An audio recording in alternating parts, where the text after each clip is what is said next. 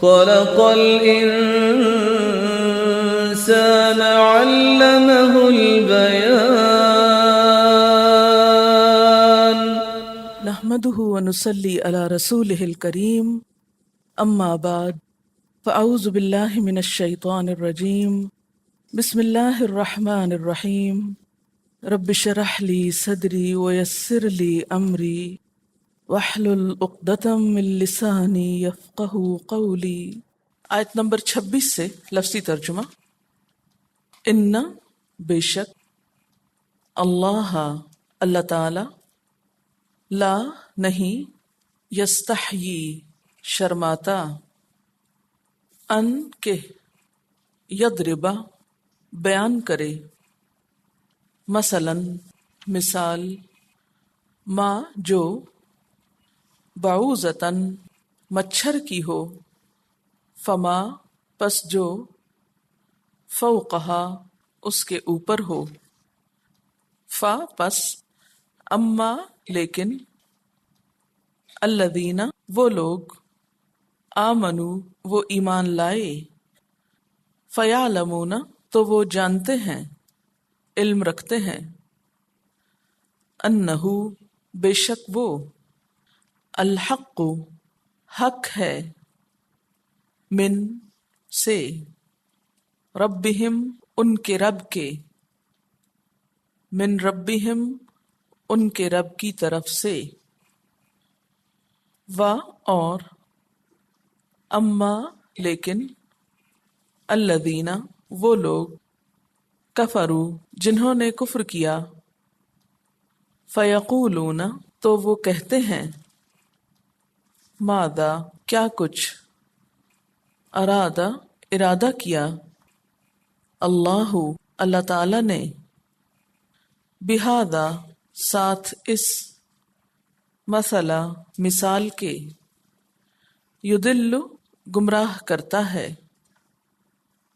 بہی ساتھ اس کے، کثیرن بہت سوں کو، ویہدی اور ہدایت دیتا ہے، بہی ساتھ اس کے، کثیرن بہت سوں کو، وما اور نہیں، یضل وہ گمراہ کرتا، بہی ساتھ اس کے، الا مگر، الفاسقین فاسقوں کو، الذین وہ جو، ینقضون توڑ دیتے ہیں، عہد اللہ اللہ کے عہد کو، من سے، بعد میثاقہ اس کے پکا کرنے کے، و اور، یقطعون وہ کاٹ دیتے ہیں، ما جو، امرا حکم دیا،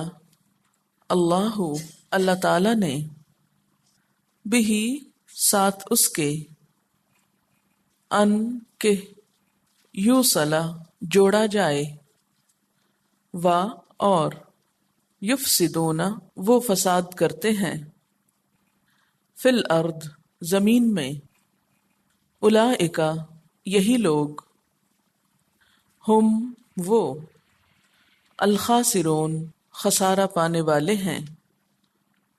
الفاظ کی وضاحت.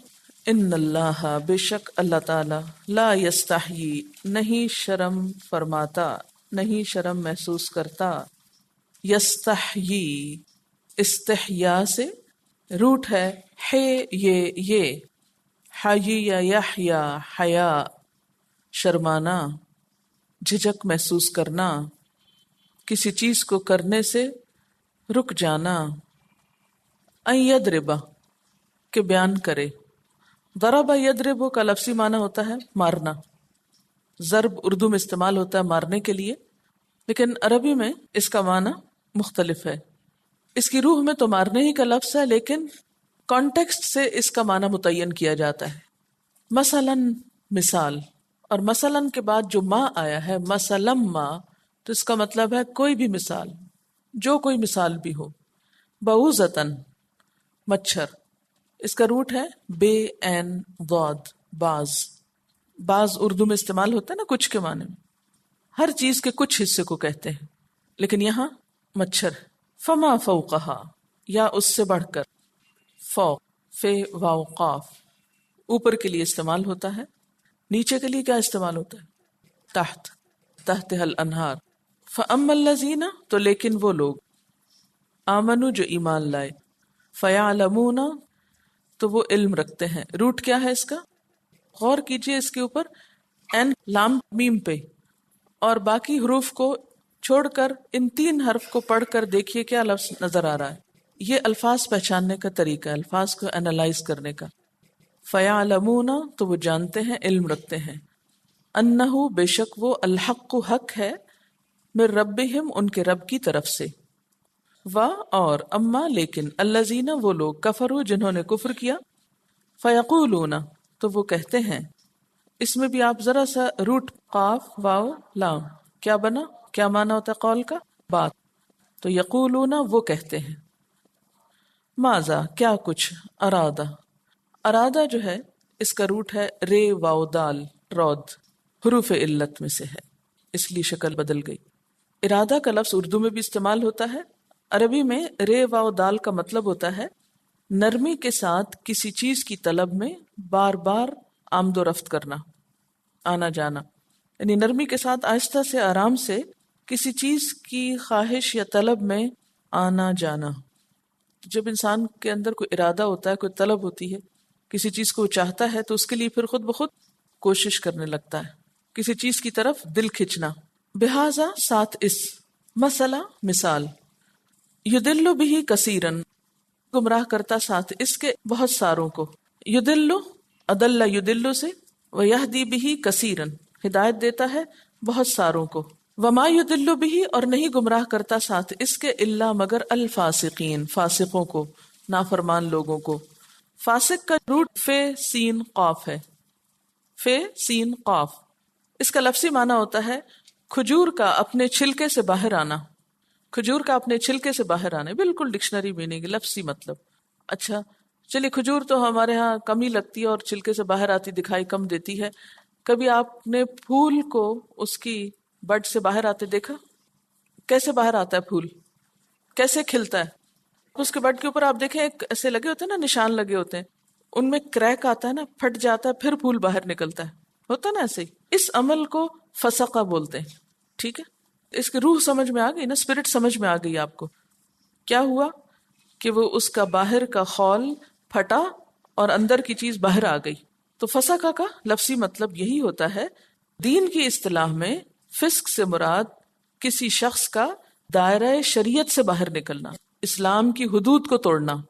چھوٹے بڑے ہر قسم کے گناہ کے لیے بھی استعمال ہوتا ہے، کیونکہ گناہ جب کوئی انسان کرتا ہے تو کیا ہوتا ہے، ذرا سوچئے. جب کوئی شخص گناہ کرتا ہے تو دراصل وہ کیا کر رہا ہوتا ہے؟ اللہ تعالیٰ نے جس جگہ رکنے کو کہا وہ وہاں نہیں رکتا، وہ اس لائن کو کراس کر جاتا ہے، اس باؤنڈری کو کراس کرتا ہے، آگے نکل جاتا ہے. حدود کو توڑ کر باہر نکل آنا. تو فاسقین کون ہوئے؟ جو حدود توڑتے ہیں. الذین وہ لوگ ینقضون، ینقضون جو ہے نون قاف ضاد سے ہے، نقض کسی چیز کا شرازہ بکھیرنا. عہد یا قسم توڑنے کے لیے استعمال ہوتا ہے. عہد اللہ، اللہ کے عہد کو. من بعد میثاقہ اس کے پکا کرنے کے بعد. میثاق، میثاق کا لفظ جو ہے واو سے قاف سے ہے. وثوق کا لفظ اردو میں استعمال ہوتا ہے.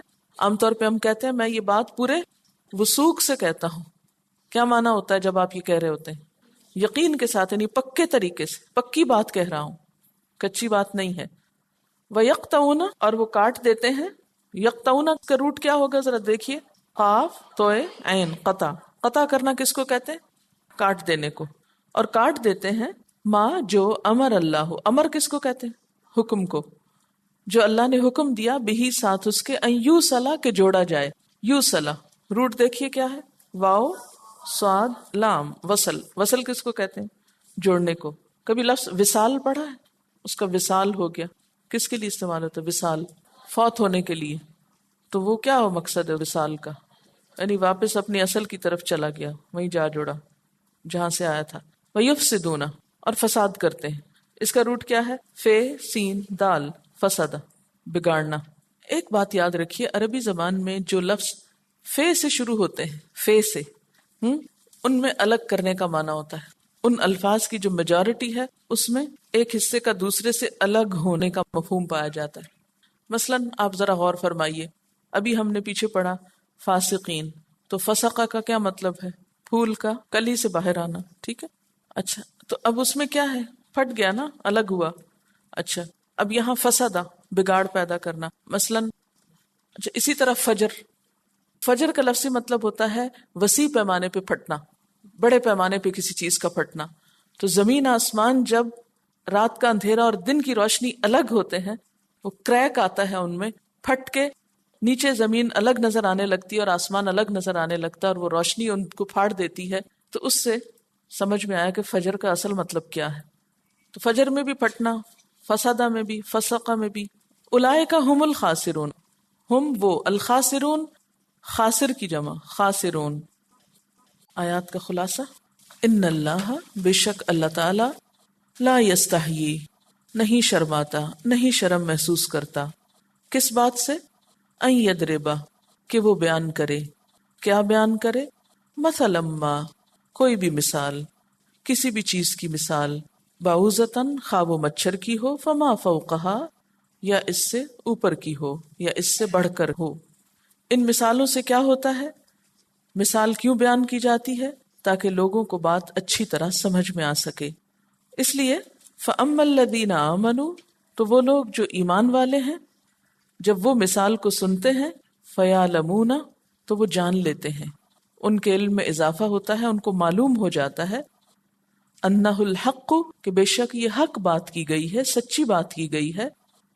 خواہ کسی چھوٹی چیز کی مثال دی گئی یا بڑی چیز کی مثال دی گئی، لیکن بات سچی ہے. من ربہم، ان کے رب کی طرف سے ہے، اس لیے انہیں اس بات کے قبول کرنے میں کچھ بھی مشکل پیش نہیں آتی. ان کا ایمان انہیں ماننے کے لیے آسانی فراہم کرتا ہے. لیکن یہ معاملہ سب کے ساتھ نہیں ہوتا. کچھ ایسے لوگ بھی ہوتے ہیں، وَأَمَّا الَّذِينَ كَفَرُوا، وہ لوگ جنہوں نے کفر کیا. کافر کون ہوتا ہے؟ جس کے اندر ضد ہو، تکبر ہو، ہٹ دھرمی ہو، اور اس کی وجہ سے وہ اللہ تعالیٰ کی بات کو ماننے سے انکار کرے یا اس کے وجود کو ماننے سے انکار کرے. تو ایسے لوگ کیا کرتے ہیں؟ فَيَقُولُونَ، وہ کہتے ہیں. کیا کہتے ہیں؟ مَاذَا أَرَادَ اللَّهُ بِهَذَا مَثَلًا، اللہ تعالیٰ نے اس مثال سے کس چیز کا ارادہ کیا ہے؟ یعنی ان کی سمجھ میں بات نہیں آتی، کیونکہ وہ سمجھنا ہی نہیں چاہتے، اور اس لیے بھی نہیں آتی کہ ختم اللہ علی قلوبہم، پیچھے ہم پڑھ چکے ہیں کہ کافروں کے ساتھ اللہ تعالیٰ کا پھر یہ معاملہ ہے. تو جس کو اللہ نے سمجھنے کی صلاحیت دی لیکن وہ ضد میں آ کر بات سمجھنا نہیں چاہتا، تو اس شخص کو اللہ تعالیٰ کی بیان کردہ مثالیں بھی سمجھ نہیں آتی. یضل بہ کثیرا، نتیجہ کیا ہوتا ہے کہ اللہ تعالیٰ انہی مثالوں کے ذریعے کچھ لوگوں کو بھٹکا دیتا ہے. وَيَهْدِي بِهِ كَثِيرًا، اور ایسی ہی مثالوں کے ذریعے کچھ لوگوں کو ہدایت مل جاتی ہے. ایسا کیوں ہوتا ہے کہ کچھ لوگوں کو ہدایت ملتی ہے اور کچھ بھٹک جاتے ہیں؟ بات یہ ہے کہ وَمَا يُضِلُّ بِهِ إِلَّا الْفَاسِقِينَ، سب کو نہیں بھٹکاتا. ایسی مثالوں سے گمراہی میں وہی مبتلا ہوتے ہیں جو فاسق ہوتے ہیں. فاسق کون ہوتا ہے؟ جو اپنی خواہشات کا پیروکار ہوتا ہے، کسی حد پہ ٹک کے نہیں رہتا.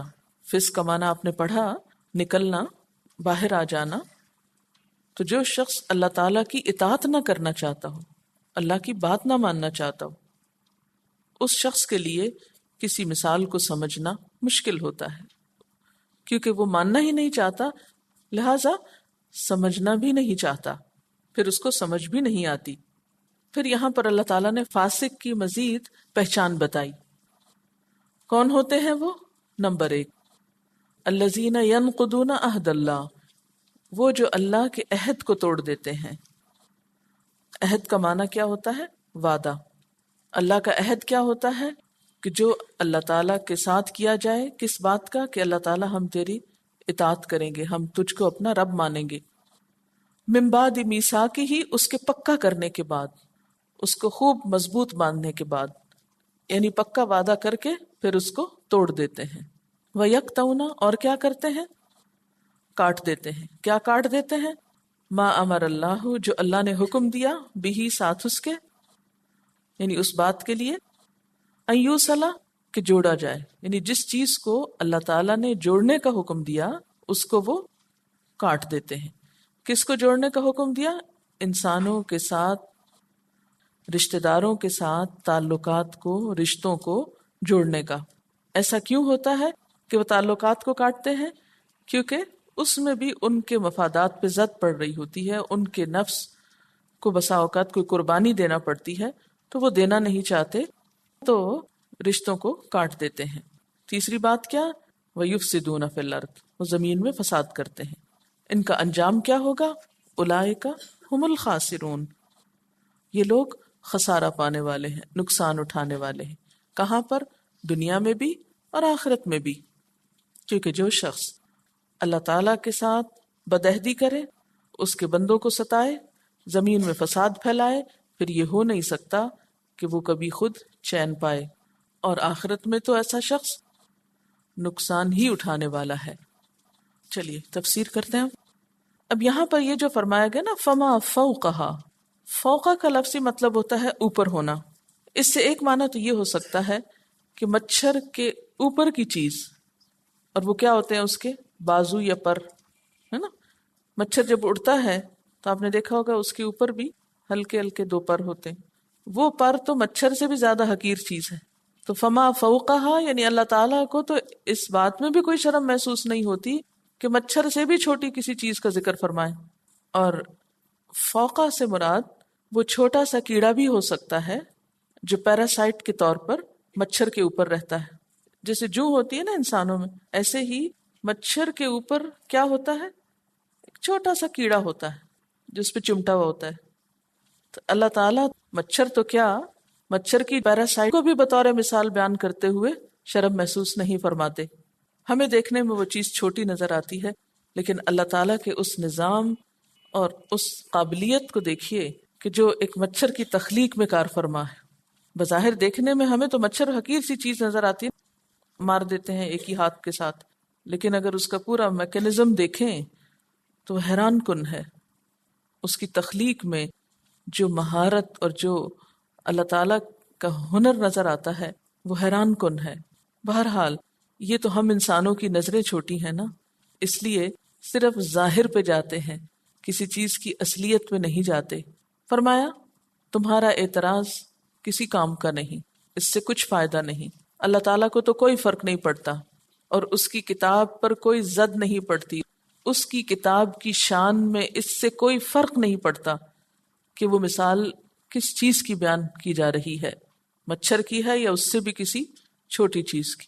اہل مکہ چونکہ مچھر کے بارے میں زیادہ جانتے نہیں تھے، اس کی حقیقت سے واقف نہیں تھے، اس لیے انہوں نے یہ سمجھا کہ شاید مچھر بہت حقیر چیز ہے۔ حالانکہ جدید تحقیقات سے یہ ثابت ہوا ہے کہ دنیا بھر میں 20 لاکھ اموات ہر سال مچھر کی وجہ سے ہوتی ہیں، اور اتنے انسانوں کا خاتمہ نہ تو کسی جنگ میں ہوتا ہے اور نہ ہی کسی اور چیز سے۔ تو گویا اللہ کی یہ ایک مخلوق جو بظاہر حقیر نظر آتی ہے، دراصل بہت زبردست طاقت رکھتی ہے۔ انگریزی میں ایک لفظ استعمال ہوتا ہے منیچرز۔ منیچر کا مطلب ہوتا ہے کسی بہت بڑی چیز کو مختصر کر کے بنانا۔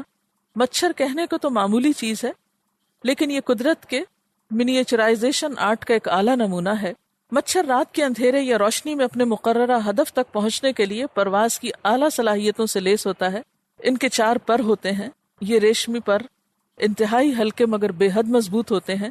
ان پروں میں خون کی نالیوں کا جال پھیلا ہوتا ہے جو انہیں کھولنے اور بند کرنے کے لیے مطلوبہ ایندھن فراہم کرتی ہے۔ ان پروں کی وجہ سے مچھر آگے کی سمت اڑتے اڑتے پیچھے کی سمت بھی اسی تیزی سے پرواز کر سکتا ہے۔ اللہ نے اسے 4 ٹانگیں عطا کی ہیں جن کے ذریعے مچھر براہ راست اپنے شکار پر لینڈ کرتا ہے۔ مچھر کس طرح اپنے شکار پہ پہنچتا ہے، اس مقصد کے لیے قدرت نے مچھر کے منہ کے آگے 2 حساس آلے پیلپس لگائے ہیں یا نصب کیے ہیں۔ یہ آلے ہمارے جسم میں کیمیائی اجزاء کو محسوس کر لیتے ہیں اور سانس کے ذریعے خارج ہونے والی کاربن ڈائی آکسائڈ کو سونگھتے ہوئے مچھر کو اس کے شکار تک پہنچاتے ہیں۔ رات کے اندھیرے میں وہ انہی آلات کی مدد سے ہماری جلد پر پھیلی ہوئی خون کی باریک نالیوں میں سے کسی ایک نالی کو خون پینے کے لیے منتخب کر لیتا ہے۔ مچھر خون نہیں پیتا، خون صرف مچھر کی مادہ پیتی ہے تاکہ انسانی خون سے پروٹین حاصل کر سکے۔ اور اس کے پیٹ میں موجود انڈے اسی پروٹین سے نشو و نما حاصل کرتے ہیں۔ مچھر کی آنکھ میں 6 کونے والے ہزاروں عدسے ہوتے ہیں جو مچھر کو کسی بھی چیز کے لاتعداد زاویوں اور رنگوں سے آگاہ کرتے ہیں۔ اب آپ دیکھیے کہ مچھر خون چوستا کیسے ہے۔ تو ہوتا یہ ہے کہ مچھر کا اوپر والا جبڑا جو چاقو کی طرح تیز ہوتا ہے، یا پھر اس جبڑے پر موجودہ وہ دانت جو پیچھے کی طرف مڑے ہوئے ہوتے ہیں، مچھر آرے کی مانند اپنے جبڑے کو آگے پیچھے حرکت دیتا ہے اور اوپر والے جبڑوں کی مدد سے کھال کاٹ لیتا ہے۔ انسانی جلد میں سوراخ ہوتے ہی جلد کا مواصلاتی نظام دماغ کو اس حادثے کی اطلاع فراہم کرتا ہے۔ دماغ فوری طور پر مخصوص غدود کو احکام جاری کرتا ہے اور 1 سیکنڈ کے 1000ویں حصے میں ہمارے خون میں ایک خاص کیمیائی مادہ شامل ہو کر تیزی سے متاثرہ مقام تک پہنچ جاتا ہے۔ خون میں شامل ہونے والا یہ کیمیائی مادہ خون کو تیزی سے جمانے کا کام کرتا ہے اور متاثرہ جگہوں پر پہنچ کر اس زخم کو ہر طرف سے بند کر دیتا ہے۔ اس طرح خون ضائع ہونے سے بچ جاتا ہے۔ اس کیمیائی جز کا مقابلہ مادہ مچھر اپنے کیمیائی ہتھیاروں سے کرتی ہے، کیونکہ اگر خون جم جائے تو اس کے لیے پیٹ بھرنا ممکن نہیں رہے گا۔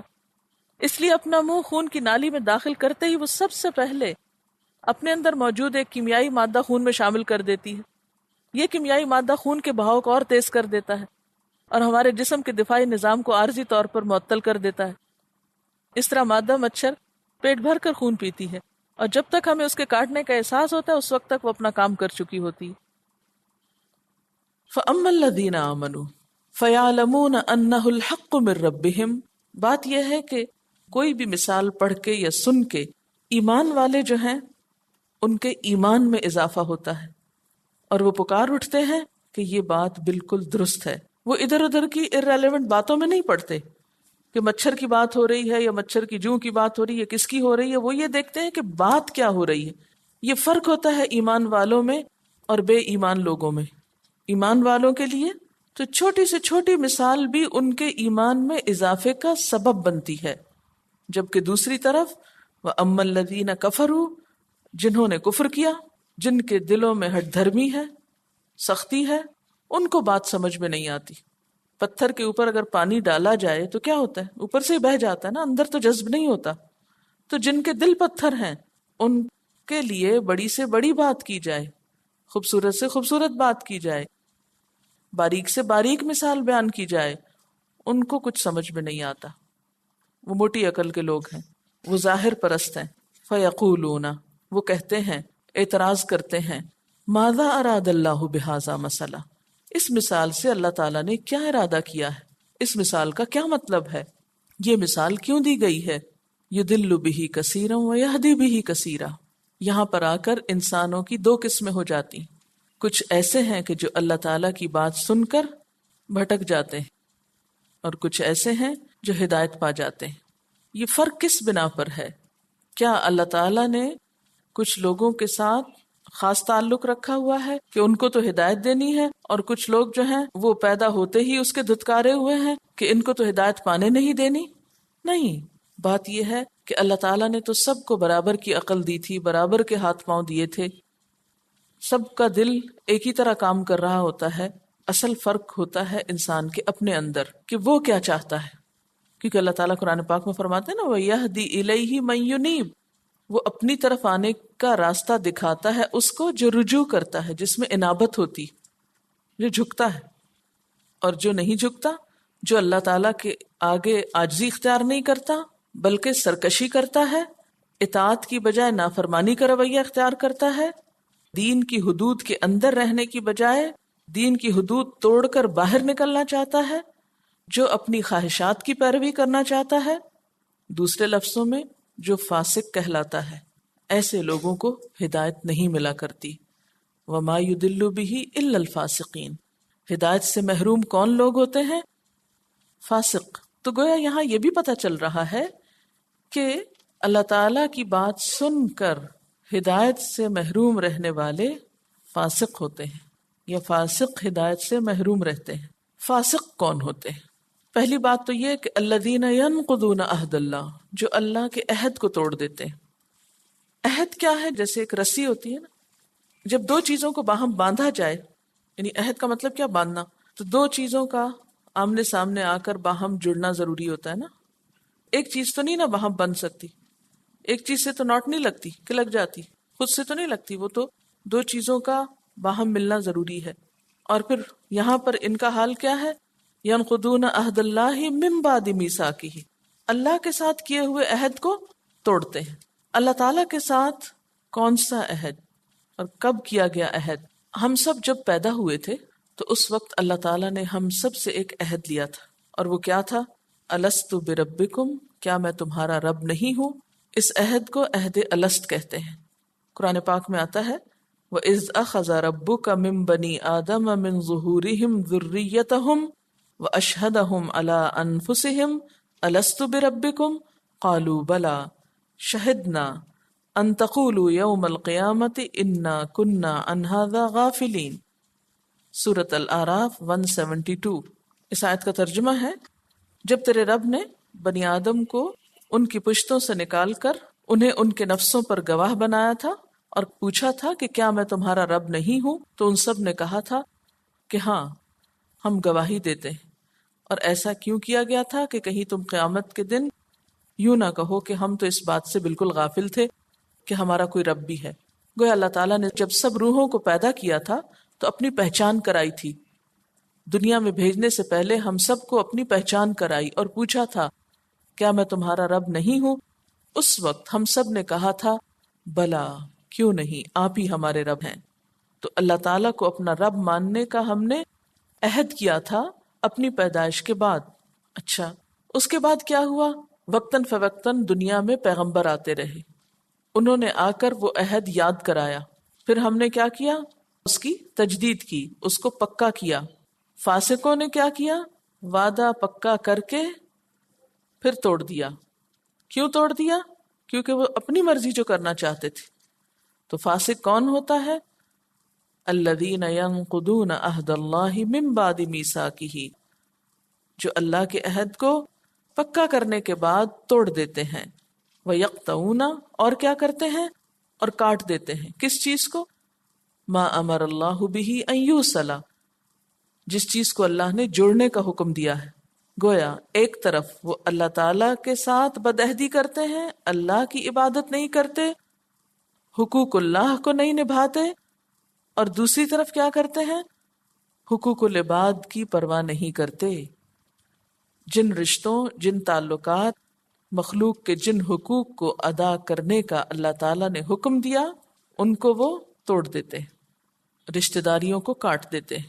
وَيُفْسِدُونَ فِي الْأَرْضِ، فاسقین کی تیسری صفت کیا ہے؟ کہ زمین میں بگاڑ پیدا کرتے ہیں.